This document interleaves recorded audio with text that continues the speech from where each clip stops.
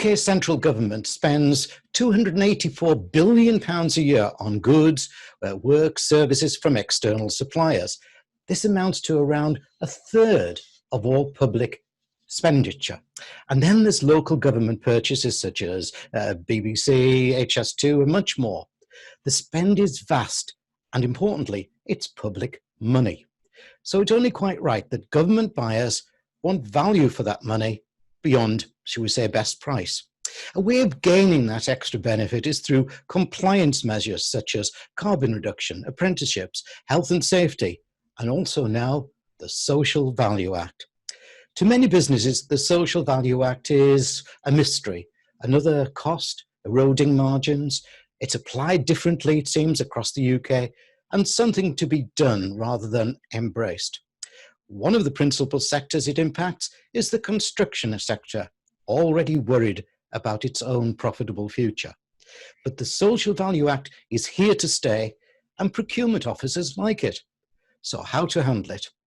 Bev Hurley is the chair of the Institute of Economic Development, the UK's leading independent body for economic and regeneration professionals. And she's recently completed a deep dive, a very deep dive, research into the Social Value Act and the construction sector. And she's here with me to help you gain Social Value Act understanding. Let's meet Bev Hurley. Hello, Bev. Hi, Malcolm. Great to be here. Thank you very much for the invitation today. Yeah, and we are, I must point out to people, we're properly socially distanced, you in Newmarket and me in Northumberland. That's right. Okay. Hello, Bev. Great to meet you. So tell me about yourself and the work that you've been doing on the Social Value Act. So I've been on the IED board for a number of years now and chair for the last 4. It's been a great privilege to lead this organisation.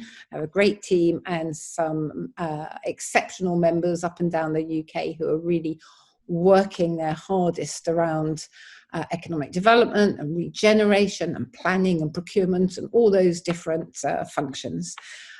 In my day job, I'm the chief exec of a business support consultancy called YTKO, and we help individuals to start businesses and existing businesses to scale.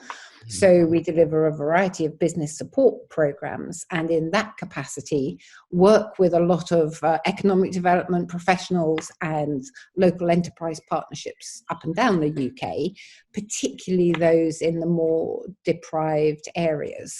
And it was that, I think, tackling the deep-rooted structural inequalities we have in this country, which is one of my passions because they're getting worse, they're growing, the inequalities are growing. And we've seen how over the past few months with COVID, these inequalities have really affected our lives. So social value is just one of the tools that we can use to bring to bear on this particular problem. Okay, so just before we dive deeper into the questions, what is the Social Value Act and who does it affect? Well, it came into force in January 2013, and it requires people who commission public services to think about how they can secure the wider benefits, as you said, beyond the price. So social, economic, environmental, and so on. So it was intended as a tool to help public sector commissioners get more value for money out of their spend with our money. And it also encouraged them to talk to potential bidders as well and their communities to find better solutions for some of the problems that are faced. It was actually reviewed after its first couple of years by Lord Young. And interestingly, as we'll talk about later on, he found that greater awareness, greater understanding, and understanding measurement were the 3 barriers which had stopped it being as effective as it might otherwise be. Yeah, I must admit, when I first got it to my procurement work, I was thinking, oh, it's just another compliance. But then when you delve in deeper, it really can change lives. So why did, this magnus opus, I think somebody called it, that you've done recently. Why did you undertake it? It's a massive piece of work and excellent. Well, thank you. It was a piece of work. We undertook it in collaboration with our co-authors, Arup and Atkins, Right. and our sponsors, Joseph Rowntree Foundation and Commonplace. And we decided to focus on construction, as you said in your introduction, because it's so big. It's a major recipient of public sector spending. I think it contributes around 7% of our GDP.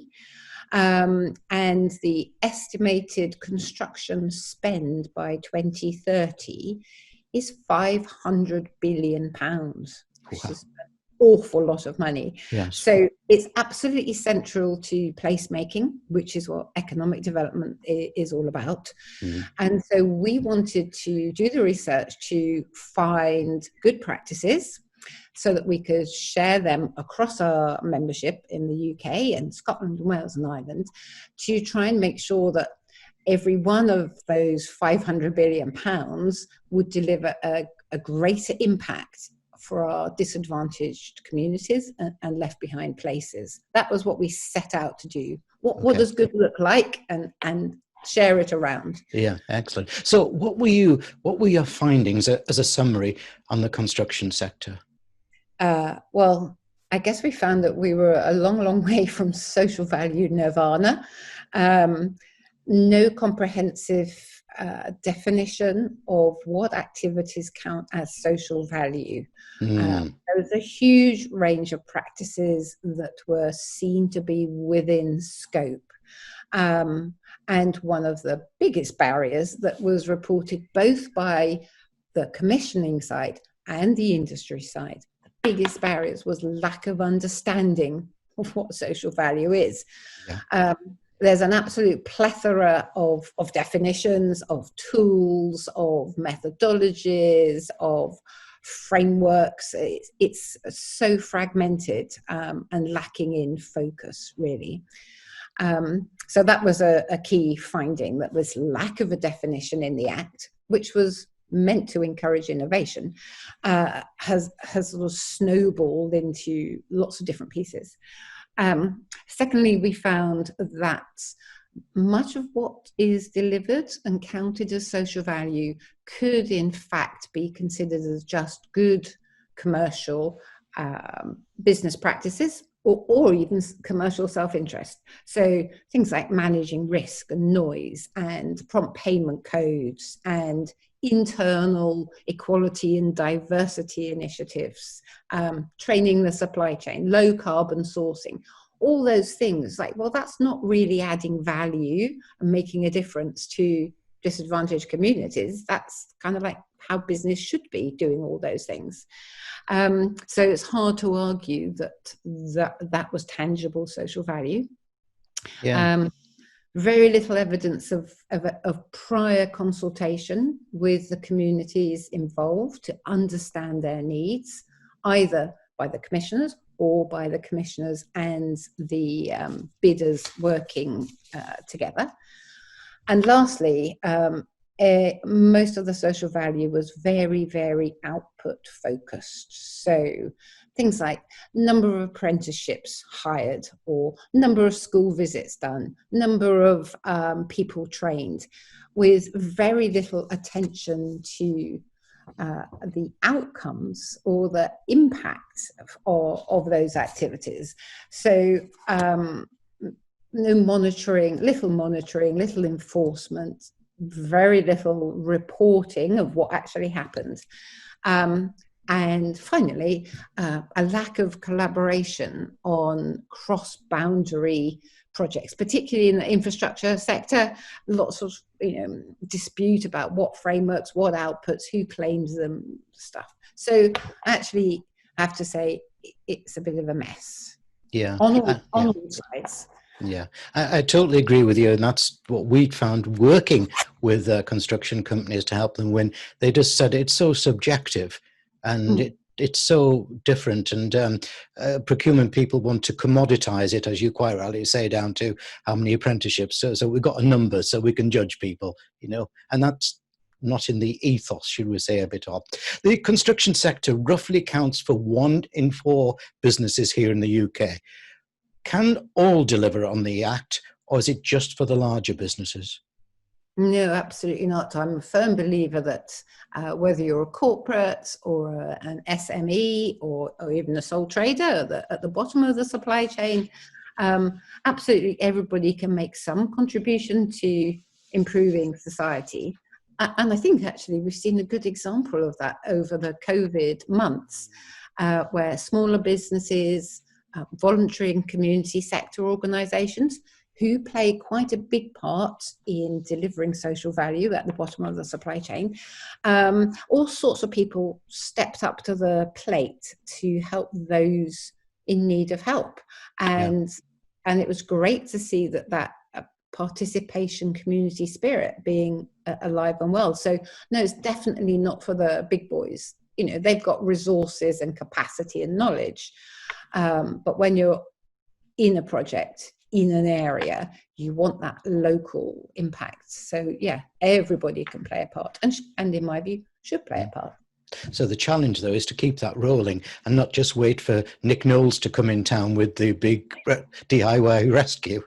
Yes, that's right. Absolutely. I should have asked him what he thought about social value. Yes. Basically, actually a very good example, because all of the trades give their time for nothing to do those good works, and they get the recognition for being on telly and probably lots of local press as well. So that's like, well, fine, they deserve it if they're going to give their staff time for a week to do a new roof or whatever. Absolutely fantastic and practical, and you can see the impact it makes on those people's lives, which is it's about change. And importantly, the people that work for those companies enjoy it. It's their 15 minutes of fame or whatever they want to do. But that's great because they can see the value. I often find that the tier 1 suppliers rely on its supply chain for innovation in social value to help it comply. Do you think that's true? Yes. Very much so, and tier 1's happy to admit that a lot of the supply chain, delivered the social value. But to be honest, we found little evidence of innovation. The industry will supply what it's asked to, and most of the things that were procured, that by a long way focused around training, of helping people get back into the labour market, apprenticeship hires, not completions, and educating young people. So significant amounts of social value passed down the chain, not much innovation. Okay. Not that we found. I'm not saying it's yes, I agreed, but I'm with you on that. Can social value impact be truly measured, and if so, how? Yes, absolutely. So first of all, you would need to start off with a benchmarking exercise on what it is you want to change as a result of the social value activities. So that could be improving mental or physical health. Right. It could be sustained employment, a reduction in benefits. It could be people's perceptions about their place, their area. So you have to do that first kind of touch base. Where are we at now? Mm-hmm. Then you carry out the activity, and then you have to do a follow-up survey or benchmarking or consultation or whatever it is at an appropriate time interval or intervals afterwards, 6 months, 1 year, 3 years, 5 years, whatever's appropriate, probably more than one, to see if those effects are sustained. And then the analysis of that data would also look at other things that were going on at the time, just to see whether they were going to have an influence, positive or negative, on the results, and take account for that. So that's pretty much standard practice. Obviously, it takes money, but there are lots of people that do these economic impact analyses all day long. And the fact that 10 apprenticeships were hired on a job tells me nothing about, so did they complete? Yeah. Has their career been enhanced? Have they been employed for the next 3 years and change their whole future. That's the bit that's important, not the fact that 10 apprenticeships got hired for me. I'm with you. I may be repeating myself here, but it is important that we help people dive deep into social value, because that's the way that they will start to embrace it. With sometimes 20% of the points in a tender, that's fairly common in some of the areas I work, like Manchester, 20% of the points in a tender being awarded to social value delivery. And it being a hard thing to express or quantify in a tender. Is this fair, and is it equal in tendering? After all, it's a work that is being tendered for, say the building of a school, that is surely the most important aspect. Well, I don't think it is hard to express it or quantify it. I think part of the problem is there are all sorts of different things that may be counted or may not be counted. And for me, it's really fundamental that the procuring body should have a transparent social value strategy based on a needs analysis of the communities that they want to help, which those communities have engaged with. So it's not just a sort of top-down exercise. And then they can set out clear outcomes that they want to be achieved. And then bidders can differentiate themselves by showing some innovation in how they are going to meet those outcomes. So I think shifting the focus from numbers at the beginning to an outcome, I think would be really, really important. And also, broadly speaking, labour costs what labour costs, materials cost what materials cost. Yeah. To me, social value and separately environmental value are two absolutely key opportunities for bidders, sometimes for multi-million pound projects, to be able to differentiate themselves when just the bricks and mortar components may not give them that. Yeah, yes? So to me, I think that social value is a real opportunity for bidders to show their competitive advantage, and it should be looked at like that. Yeah, I totally agree with you. I think in my personal opinion, if businesses moved away from their vision and values and started focus upon what's their purpose, then that could be the solution for them. Very similar sort of approach, absolutely. Yeah, thank you. Across the UK, though, there is so much local difference in interpretation of social act delivery. I just need to take the M62 journey, and I've found 5 or 6 differences. How should suppliers approach such differences? Well, I think it's a nightmare for them, especially where there are joint ventures and partnerships that are just related to projects and different authorities and different procurements. It's awful. And so I think we need to have greater leadership from the procuring side in getting some joined up working going on especially for these really major projects.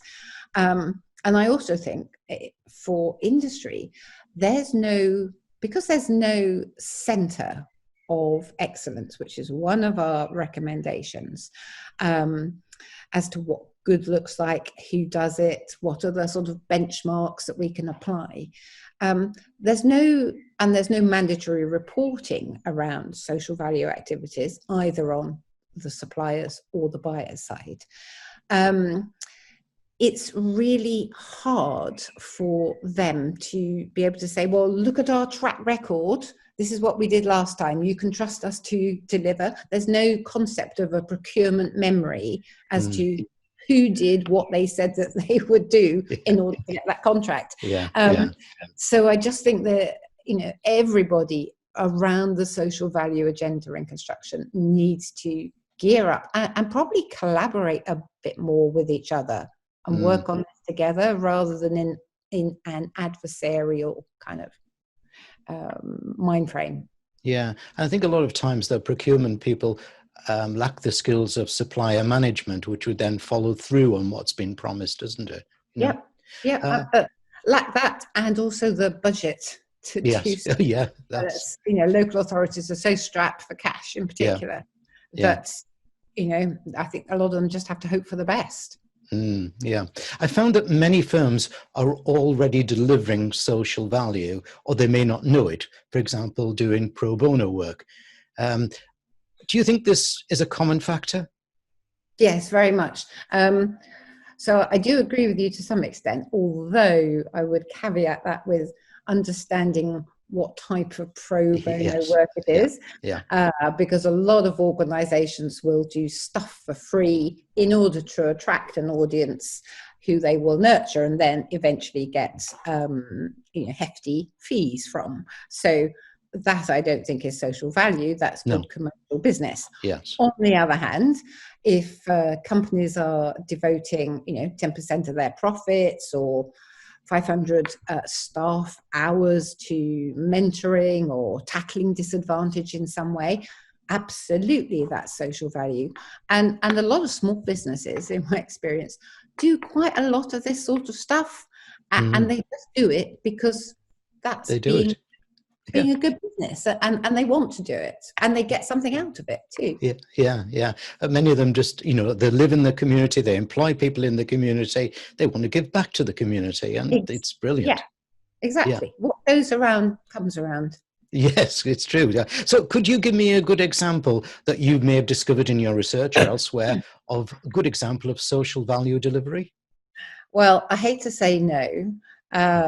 That wasn't to say we didn't find some examples of what's gone on, but we couldn't say what was good because there's no benchmark to determine what's good. So if you've got a £20 million contract and through using XYZ monetization methodology, you come up with 20 million of social value, is that good? It's better than no social value, but could it have been 40 million social value? So it kind of goes back to where we started. We thought that this would be existing, this sort of maybe not even a benchmarking thing, but some understanding of what good looked like. And in fact, it doesn't seem to be out there. So the Centre of Excellence, we're thinking it would be the knowledge base, the repository for case studies, for reporting, and so on. And then you could start to create for different projects, types of projects, different areas, and different activities. Okay, well, company X did XYZ. That seems to be better than company Y over here. Why? What were the factors at play? And let's share that knowledge out. Yes. And that, to me, is a key job in hand, because if you're a procurer, how do you know what's good? There are rule of thumbs like, an apprenticeship per X pounds of spend. Come on, I'm sure we can be more sophisticated than that. I agree, yeah. I think your centre is a great idea, and I'm sure what it will also do is encourage collaboration, which one-on-one can make three when you collaborate, can't it, Yeah, precisely. Can you tell me then, please, where people can find out about your research? We'll put a URL up on the screen if you give me it. Yes, that would be great. So we have the exec summary and the recommendations. We have the full report for those that want to see it. And we have a separate PDF of the case studies themselves. So you can download all of that at ied.co.uk/insights. Okay, so to the URL that's behind me here, do a /insights. And it's a great read. So construction companies are notorious at last minute tendering. But what should they be doing now to be able to enhance their social value act submission? There's a difference, isn't between tendering and preparing to bid? Absolutely.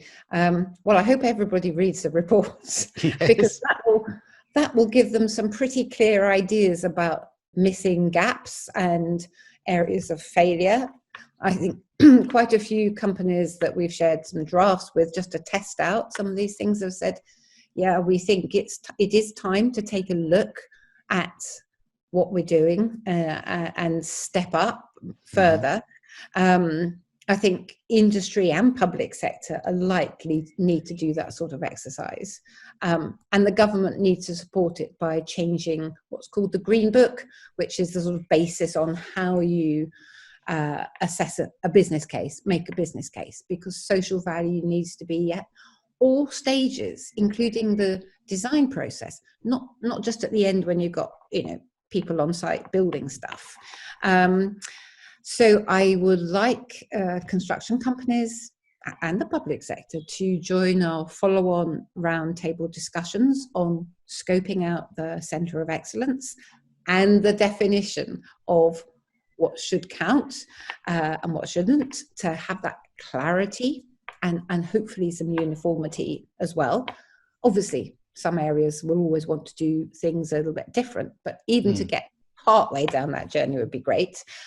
And I'd like both sides, and particularly construction, to upskill themselves in this whole realm, particularly in the bidding process, and to see how they can make more impact and better outcomes as distinct from outputs. Yes, it's about leaving a legacy. I mean, now the modern ways that we build things, we have lots of off-site manufacturing. People come in, they do their bit, then they're off-site. It's like, how can we get more of a local legacy from what we're doing? And if they ask themselves that question, I think that's a really good starting point. Yeah, and I want to re-emphasize that, Bev, because those businesses that are listening to you there now and think beyond outputs and even going beyond outcomes and on to impact, there are very few that go as far as impact. You know, and that's the difference. That's the winning difference.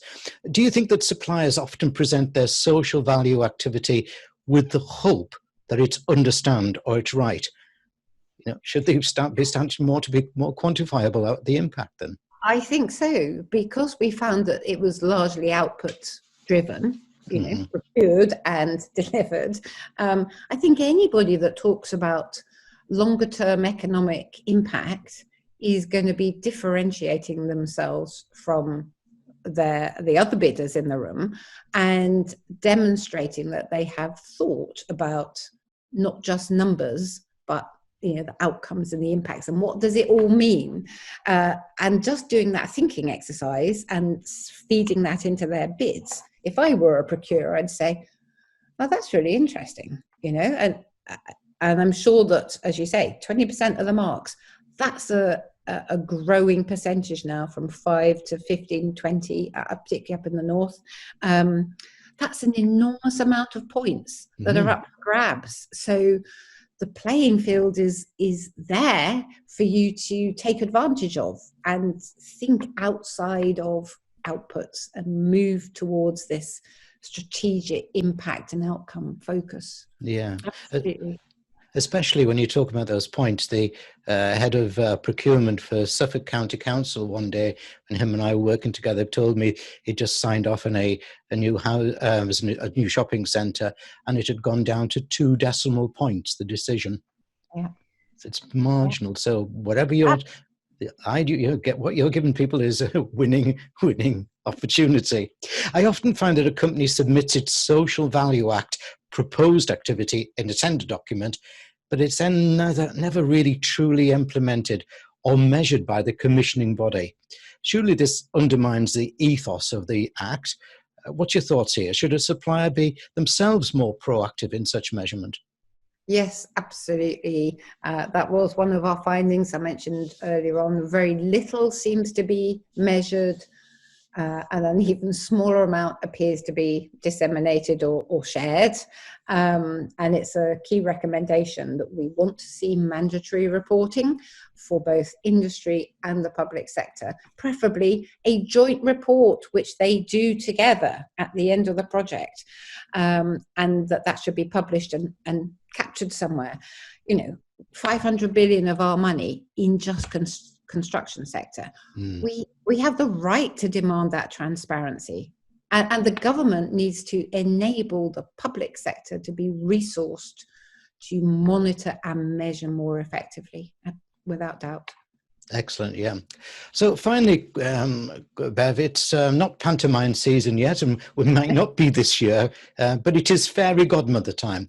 I'm going to give you 3 wishes. I'm going to grant you 3 wishes for social value adoption and awareness in the future for the construction sector. What would those 3 wishes be? Well, on the basis that if you don't ask, you don't get, Malcolm, Yeah. we've made 5 recommendations. So can I have 5 wishes? Oh, go on then. We want to see a centre of excellence for social value in the construction sector. Yeah. Number 1, because having that will enable lots of other things to fall out of it. Number 2, we have to overcome this barrier of understanding through agreeing a definition of what counts. Number 3, will central government get its act into gear and review the Green Book as far as social value goes and make these enabling changes that we want to see? The 4th wish would be both sides, construction and the public sector, upskilling themselves about all the different aspects of social value. And then finally, something we haven't really touched on here, upskilling both SMEs who aren't in the supply chain and local voluntary and community sector organisations. Whilst the tier 1s and the supply chain love to partner with these groups at the bottom, it is rife with problems, and so there needs to be a lot more capacity building at that end of the supply chain. So that would be my 5th wish. Bev, you should be definitely leading the procurement, getting 5 wishes instead of 3, added value, which is what people, which is what you can get from the social value. Bev Hurley, IED, I have thoroughly enjoyed meeting you, but also you helping us understand much more clearly the value of the Social Value Act. Thank you for your time today. Thank you very much for yours, Malcolm. I hope everybody will join us for the launch of our research and stay with us for the rest of this journey. Thank you.